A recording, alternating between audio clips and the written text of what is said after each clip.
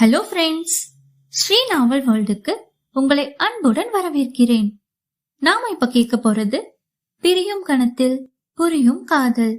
கதையின் குரலாக நான் உங்கள் ஸ்ரீ. வாங்க கதைக்குள்ள போகலாம். பிரியும் கணத்தில் புரியும் காதல், அத்தியாயம் 38. அருளின் பின்னால் வீட்டிற்கு வந்த அபி தன் அறைக்குள்ளே சென்றிருந்தான். அருள் கிச்சனில் இருந்தாள். அவளை அவனால் எதிர்கொள்ள முடியவில்லை. பேசிய பேச்சுக்கள் அதிகமல்லவா? நேரம் கடகட என ஓடிக்கொண்டு இருந்தது. சமையல் வேலைகளை முடித்தவள் அறைக்குள் வர அபி கையை தலைக்கு கொடுத்து அமர்ந்திருந்தான். சமைச்சிட்டேன், சாப்பிடுறதுன்னா சாப்பிடுங்க. அவன் எதுவும் பேசவில்லை. அமைதியாக இருக்க தோலை குலுக்கி விட்டு குளியல் அறைக்குள் நுழைந்து தன்னை ஃப்ரெஷ் ஆக்கி கொண்டு வந்தாள். அருள், என்ன? எனக்கு ஒரு மாதிரி இங்க ஏதோ செய்யுதுடி. ரொம்பவே அழுத்தமா இருக்கு. ஏன், என்னாச்சு? ஹாஸ்பிடல் போலாமா? இருங்க, நான் ஆட்டோ ஏதாச்சும் புடிச்சிட்டு வரேன்.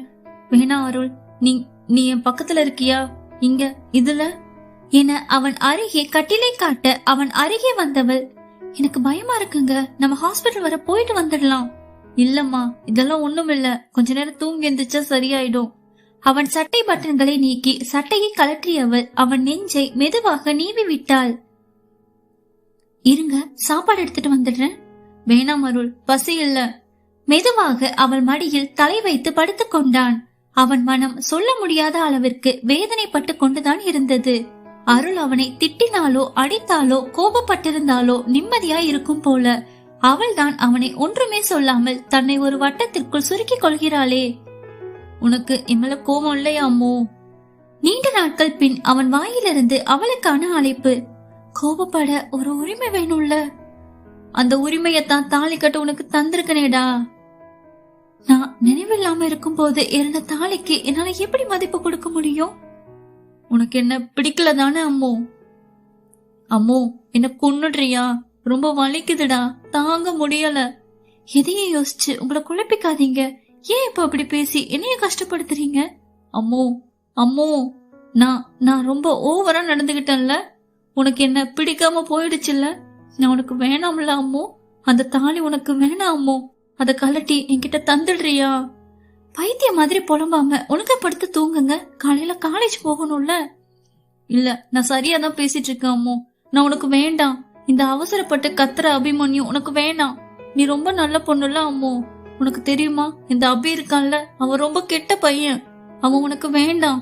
அவன் கட்ட தாலிய கொடுத்துட்டு நீ நிம்மதியா இருக்கியா? இந்த அபி நீ எப்போ உன்னை கஷ்டப்படுத்த மாட்டாண்டி. நீ சந்தோஷமா இருக்கலாம். அவன் தன் மடி மீது வைத்த தலையை தூக்கி தலகாணியில் வைத்தவள் எழுந்து நின்று கொண்டாள். ஓகே ஃபைன், இந்த அருளுக்கு நீங்க வேண்டாம் வேணாம்னு சொல்றவர் கூட இருக்க நான் ஒன்னும் ரோசம் கெட்டவ இல்ல. நல்லா யோசிச்சு பாத்துட்டேன். இந்த அபி எனக்கும் வேண்டாம். இப்ப என்ன தாலிய உங்ககிட்ட தரணும், அவ்வளவுதானே என்றவள் கழுத்தில் தொங்கிக் கொண்டிருந்த மஞ்சள் கயிற்றை கலட்டி அவன் நெஞ்சிலே வைத்தாள். இப்போ உங்களுக்கும் எனக்கும் இடையில எதுவுமே இல்ல. நம்ம கல்யாணம் ரெஜிஸ்டர் பண்ணதா கூட எனக்கு ஞாபகம் இல்ல. ஆனா எனக்கு போறதுக்கு வேற இடம் இல்லைங்க. ஒரு 2 வாரம் டைம் தாங்க. நான் நல்ல வேலையில சேர்ந்துகிட்டு உங்க வீட்டை விட்டு கிளம்பிடுறேன். நீங்க மட்டும் இந்த வீட்டுல நான் இல்லாம சந்தோஷமா இருங்க. உங்களையோ இல்ல உங்க குடும்பத்து ஆளுங்களையோ இனி நான் தொந்தரவு பண்ணவே மாட்டேன் என்றவள் எழுந்து வெளியே சென்று விட்டாள். அவ்வளவுதானா அம்மோ? என்னை விட்டு போக ரெடி ஆகிட்டல்ல? ரொம்ப கஷ்டமா இருக்குடி என நினைத்தவன் எழுந்து வெளியே வர அவளோ டைனிங் டேபிளில் இருந்து சாப்பிட்டபடி இருந்தாள். அவள் முகத்தில் எந்த கவலைகளும் தெரியவே இல்லை.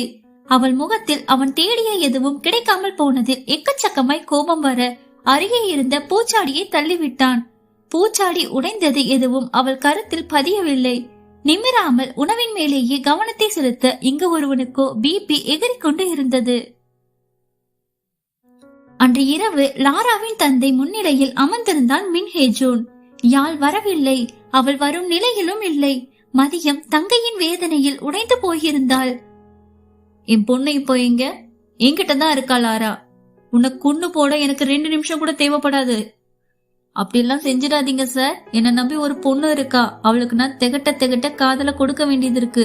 அப்புறம் எதுக்காக என் பொண்ணை கல்யாணம் பண்ணிக்கிட்ட? இங்க 2 பேருக்கும் வேற வழி இல்ல. அப்போ சரி, நான் என் பொண்ணை பாக்கணும். முடிஞ்சு போகட்டும். என் பொண்ணை கூட்டிட்டு நான் அப்படியே கொரியா கிளம்பிடுறேன். சொல்லு, என் பொண்ணு எங்க? அவளை உங்க முன்னாடி நிறுத்த எனக்கு 2 நிமிஷம் போதும். ஆனா அப்படி செய்ய நான் ஒன்னும் முட்டாள் கிடையாது. என்னால உங்களை எதிர்க்க முடியாதுதான். ஆனா லாரா வாழ்க்கை அழிஞ்சு போறதுக்கு நான் விடவே மாட்டேன். உனக்கும் அவளுக்குமான உறவு முடிஞ்சு போச்சு. நீ இப்ப லாராவை என்கிட்ட தரலன்னா நான் கோர்ட்ல கேஸ் போட வேண்டியிருக்கும்.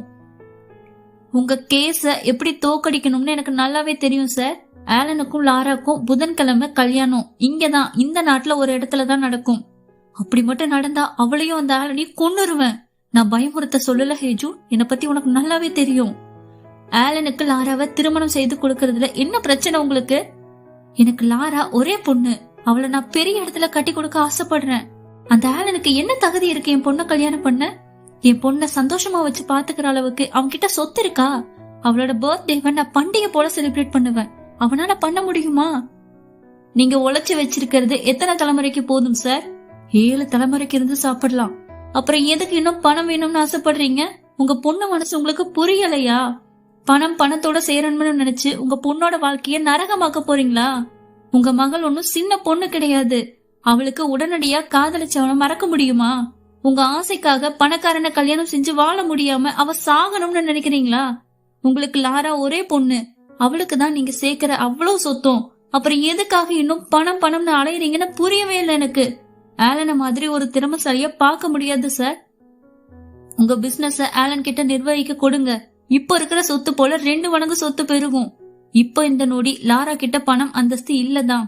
ஆனா அவ கிட்ட இருக்கிற அந்த ஹாப்பினஸ் இவ்ளோ கோடியில பொருள் அவனு கட்டி கொடுத்தாலும் உங்களால பார்க்க முடியாது. இப்படியெல்லாம் பேசி என்ன கன்வின்ஸ் பண்ண பாக்கலான்னு பாக்குறியா?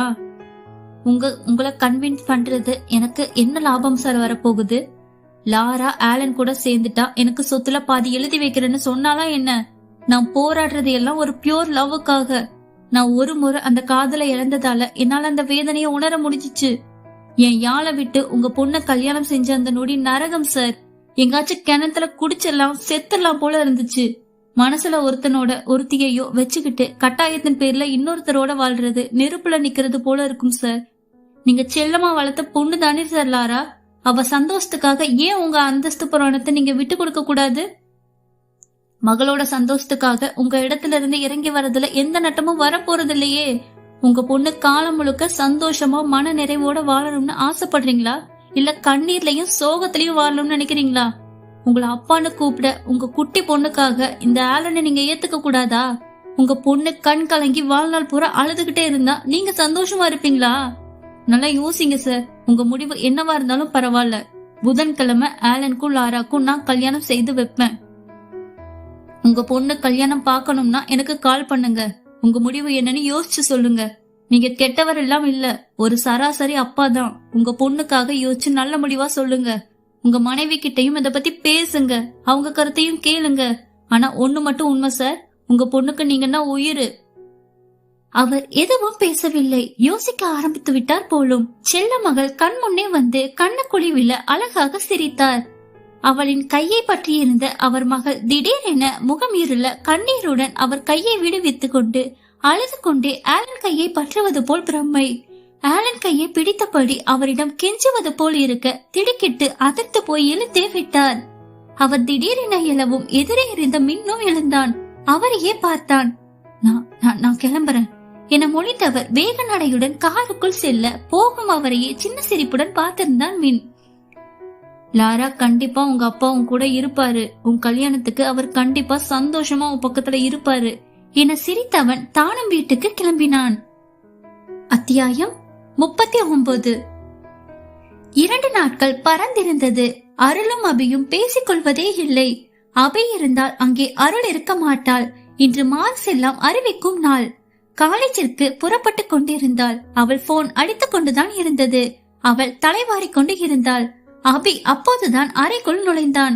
லைட் பிங்க் நிற டாப்பும் ஒயிட் ஜீன்ஸும் அணிந்திருந்தாள். எதிர்ச்சியாக அவள் போனை பார்த்தான் அபி. திரையில் ஹர்ஷா என்றும் அதன் அருகில் ப்ளூ கலர் ஹார்ட்டின் என மின்ன வந்த எரிச்சலுக்கு அவளைத்தான் முறைத்தான். அவள் கண்டு கொள்ளாது போனை அட்டன் செய்து ஹர்ஷாவுடன் உற்சாகமாக பேசியபடி வெளியே சென்று விட்டாள். உனக்கு இருக்குடி, என்னையும் அவாய்ட் பண்றியா? அந்த ஹர்ஷானா மேடத்துக்கு போதும். உனக்கு நான் புலம்புறதெல்லாம் புரியுதாடி? என்ன என்னவோ பண்றாமோ? இந்த ஹர்ஷா ஓவரா பாசம் காட்டி உனக்கு எடுத்து வச்சிட்டான்.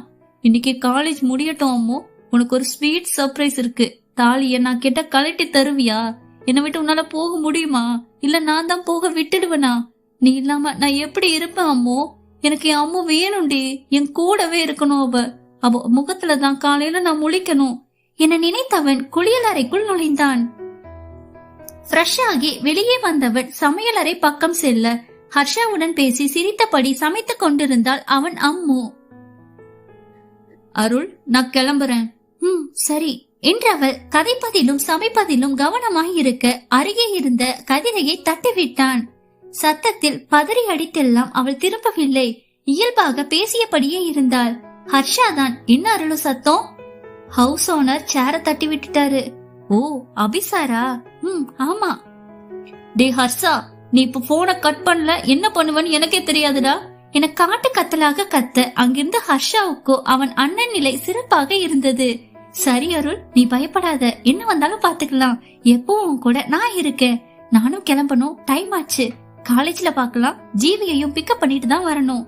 சரிடா, காலேஜ்ல பாக்கலாம், பாய் என சிரிப்புடன் அவள் போனை கட் செய்து விட்டு குழம்பு வைக்க தேங்காய் பாலினை புளிந்து கொண்டு இருந்தாள். அருள், நான் கிளம்புறேன். அத போக சொல்லிட்டேன்லங்க, எனக்கு பசிக்குதுடி. உதட்டுக்குள் அவள் சிரித்துக் கொண்டது பின்னால் நின்றிருந்தவனுக்கு நிச்சயமாக தெரிந்திருக்க வாய்ப்பே இல்லை. போடி, நான் கிளம்புறேன். சரி கிளம்புங்க என்று விட்டு வேலையிலே கவனமாயிருந்தாள். அதன் பின் அவன் பக்கம் இருந்து சத்தம் எதுவும் வராமல் போனது. சமையலை முடித்தவள் உணவினை டேபிளில் அடுக்கினாள். அங்குதான் அவளின் கோபக்கார மாமன் தலைக்கு கை கொடுத்து அவளையே பார்த்தபடி இருந்தான். அவன் முன் தட்டினை வைத்தவள் அவனை பார்த்து கிச்சனின் பக்கம் கண் காட்ட புரிந்தவன் போல் எழுந்து சென்று கைகளை கழுவி கொண்டு வந்தான்.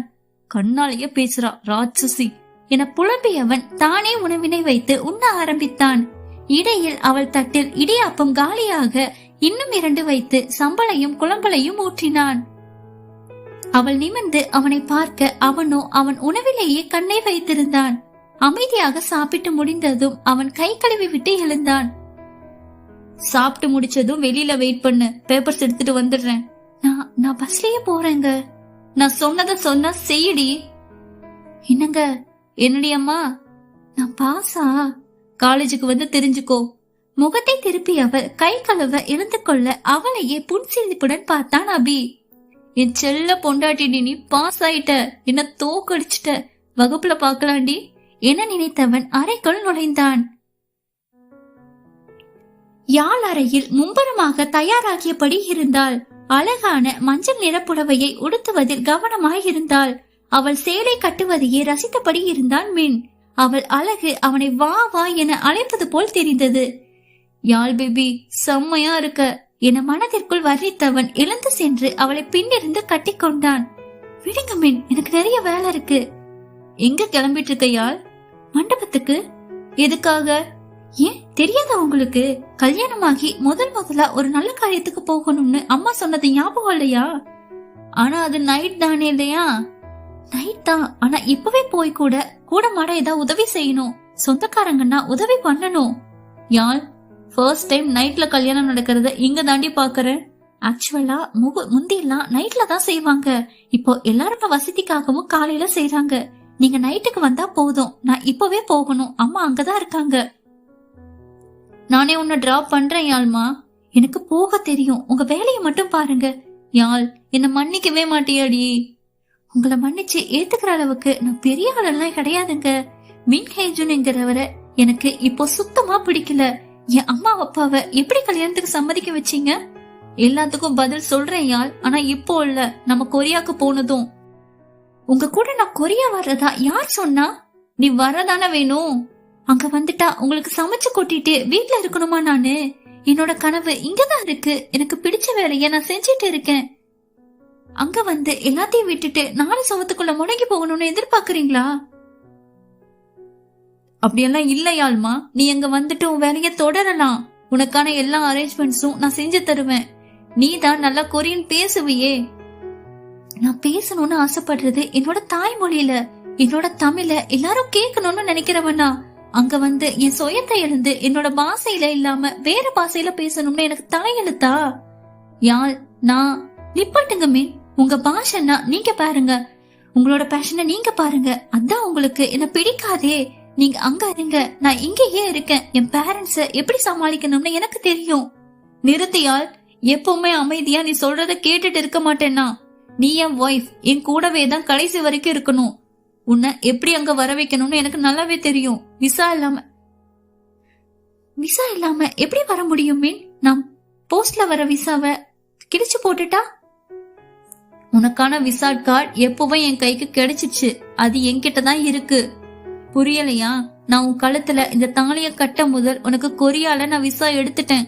உன் விசா என்கிட்ட தான் இருக்கு. வேற வழியே இல்லையா? நீ என் கூட வந்தே ஆகணும். இப்ப எதுக்கு நம்ம விசா சண்டை போட்டுட்டு இருக்கோம் சொல்லு?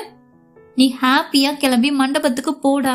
உன் ஆம்பிஷனை எப்பவுமே நான் குழி தோண்டி புதைச்சிட மாட்டேன். உன்னோட பிரச்சனைக்கான சொல்யூஷனை கண்டிப்பா நம்ம கொரியா போனதும் உனக்கு கிடைக்கும். இப்போ மீன், உனக்கு ஒரே ஒரு கிஸ் தந்துக்கிறேன். இன்னைக்கு ரொம்ப அழகா இருக்க. அவன் குளிர்ந்து அவள் இதழ்களை ஆக்கிரமித்து கொண்டான். முதலில் அவன் முத்தத்தில் அதிர்ந்தவள் அவனை விலக்க முயற்சி செய்தாள். ஆனால் அவனோ அவள் இதழை விடுவதாக தெரியவில்லை. எத்தனை சுகமான முத்தம்! அவள் இதழ் சுவையில் எப்போதும் விழுந்துதான் போகிறான் இவன்.